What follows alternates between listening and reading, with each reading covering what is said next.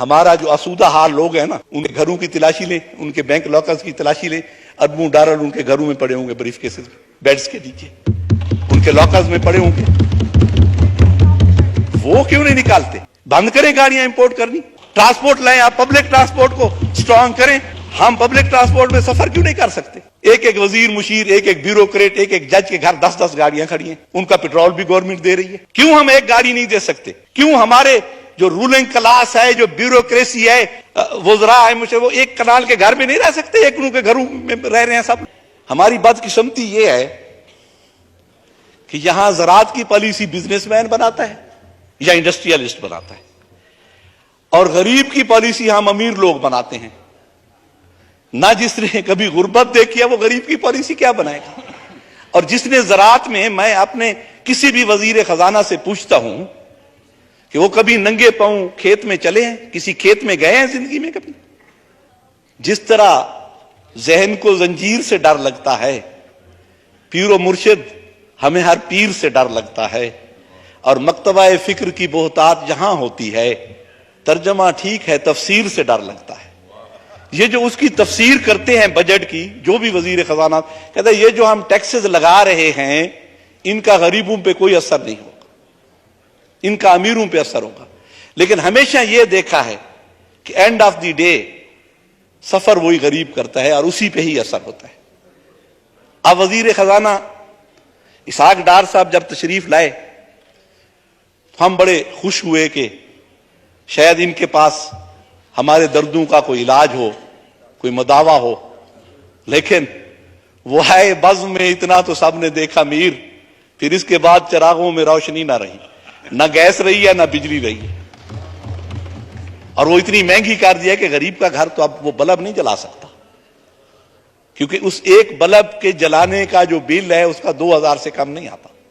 फिर आके क्यों हम लग्जरी गाड़ियों की इंपोर्ट पे पाबंदी नहीं लगा सकते? बंद करें गाड़ियां इंपोर्ट करनी, ट्रांसपोर्ट लाएं, आप पब्लिक ट्रांसपोर्ट को स्ट्रांग करें। हम पब्लिक ट्रांसपोर्ट में सफर क्यों नहीं कर सकते? एक एक वजीर मुशीर, एक एक ब्यूरोक्रेट, एक एक जज के घर 10-10 गाड़ियां खड़ी हैं, उनका पेट्रोल भी गवर्नमेंट दे रही है। क्यों हम एक गाड़ी नहीं दे सकते? क्यों हमारे जो रूलिंग क्लास है, जो ब्यूरोक्रेसी है, वज़रा है, मुझे वो एक कनाल के घर में नहीं रह सकते, एक के घरों में रह रहे हैं सब लोग। 10-10, 100-100 मुलाजिम उनके घरों में खड़ा है। 100 बैग उठाने के लिए एक मुलाजिम है। मैं बाहर पढ़ता रहा हूं, मैं डर्माटोलॉजी में यूके में, तो वहां प्रोफेसर का चपड़ासी नहीं था।